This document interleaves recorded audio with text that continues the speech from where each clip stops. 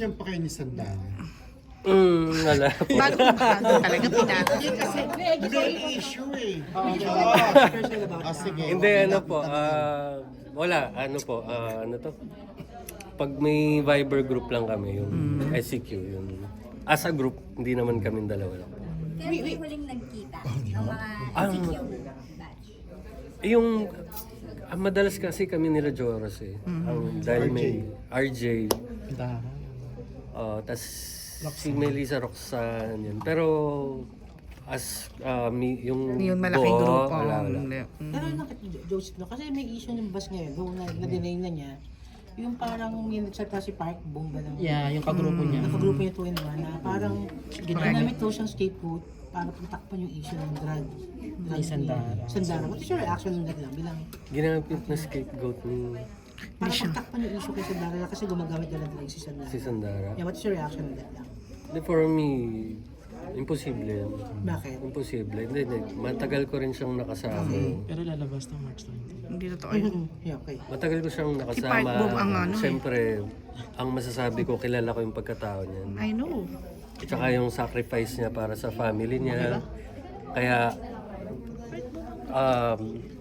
tumanda siya ng talaga nakafocus sa trabaho para sa family, para sa career. So, I'm sure hindi niya gagawin yun. Yossi, inom lang, hirap pa. Drugs pa. I'm sure 100% never niya Joseph, gagawin. how do you feel na until now? Tinatanong sa'yo si Sandara. So, it's been like 2 decades and more than 2 decades na, definitely. Wala naman. Siguro masasabi ko lang, ano lang ng mga tao yan. Siyempre dahil ako yung naka-love team dito, na naging boyfriend. So, siguro yung ibang tao, curious lang kung may communication pa kasi yung iba natatawa or magugulat pag meron, pag wala, o bakit, ba't nag-uusap. So, siguro yun lang naman, curious lang. Hindi ka naiinis pag you kept happy, the press are Hindi asking naman, you pa. hindi naman. Kasi, siyempre, isa yun sa malaking reason kung ba't ako naalala ng mga tao. Malaking part siya ng Ang galing. career Ano, ko. you recognize that then Oo somehow. naman, oo naman. Hindi natin maanin. Pero kay Joseph, meron bang panghinayang? I mean, alam mo na talagang sobrang sikat din yung love niyo before ito. Meron din, siguro, sayang dahil siguro may mga times na pasaway kami or... Oo naman, di ba? Tsaka, syempre yun, bata pa kami. Kahit yung relationship namin hindi nagtuloy-tuloy dahil yun nga, hindi tinadhana. So, sayang din, ang laki ng potential and thank you kami sa ABS and Star Cinema kasi binigyan agad kami ng movie. Yung tiwala nila nandun. Would you consider her as Totga? Sabi ko nga kanina, kilala ko yung pagkatao niyan. Pwedeng Totga kasi mabait talaga yan, mabait. Tsaka hindi ka magtataka na binigay sa kanya yung blessing niya, yung pagpunta niya sa Korea, naging sikat ulit siya. Kasi yun talaga yan eh. Yun nga, hindi nga siya nakapag-asawa, nakapag-baby dahil career, para sa family. Yan yung focus niya talaga. Sorry for asking this pero may time ba, kasi married ka na rin, may time ba na naisip mo na, hindi pa siya nagkakaroon ng jowa or hindi advertise ko nagka-jowa man, then I don't know what's happening with you. Di kaya at the end of the day, may ganun thoughts ba? Sumabig na sa kasya. May ganun ba? Sa Duwagmig kasi Kasi wala siyang karelasyon, no? Ikaw wala ka. naisip ba na sa Under rocks ang ano mo, sabi mo nga. Pero wag na nilabas Wag na yung yun. pandaraksa. Wag mo kasi hindi mo Pero namin. thank you po, thank you. Kasi baka may chance pa, di ba?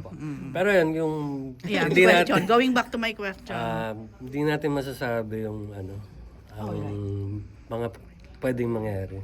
Ayun, Hindi ka nagkasarado ng pinto. hindi, kunyari, di ba, ano to? Paano ba sabihin to? Matagpo ang ganda ulit. Oo, tapos pareho kayong...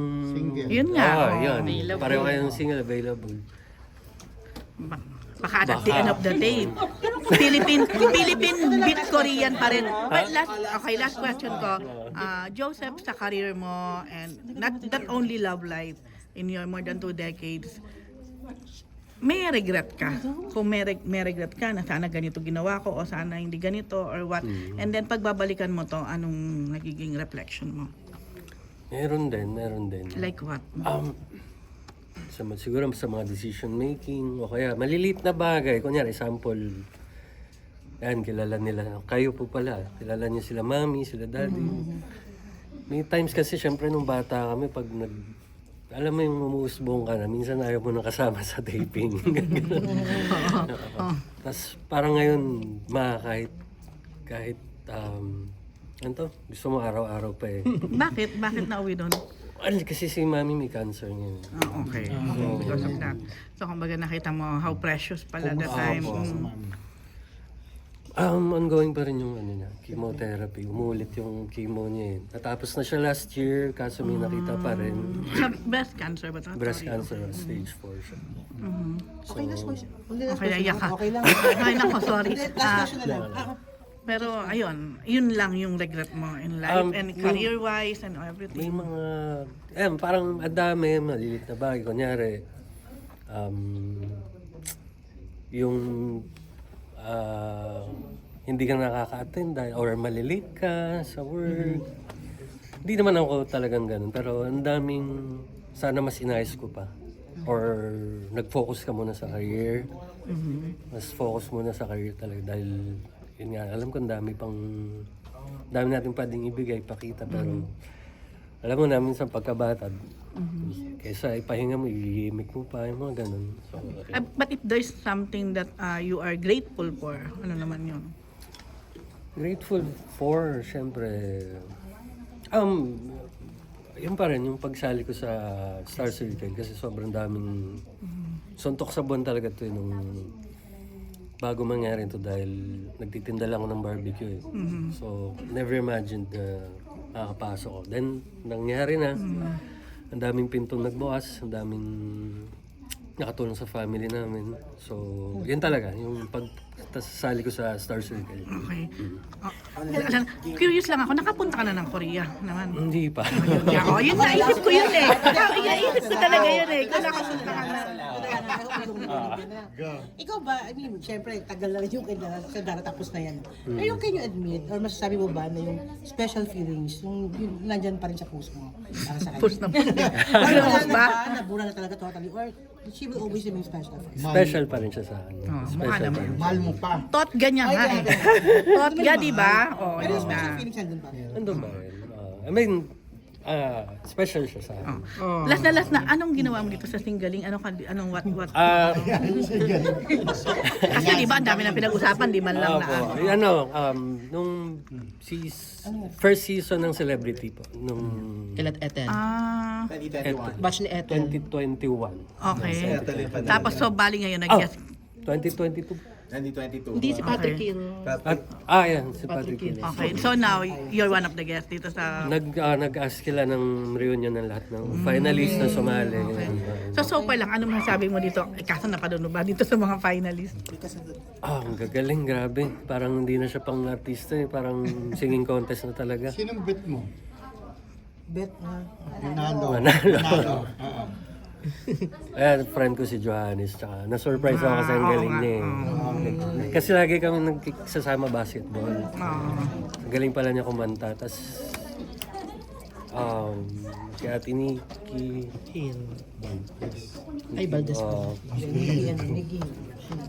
si magaling, si Marami. Jay. Si Si Jay. Jay Gonzaga. Okay. Oh, yun. No. Thank you. Okay, thank you.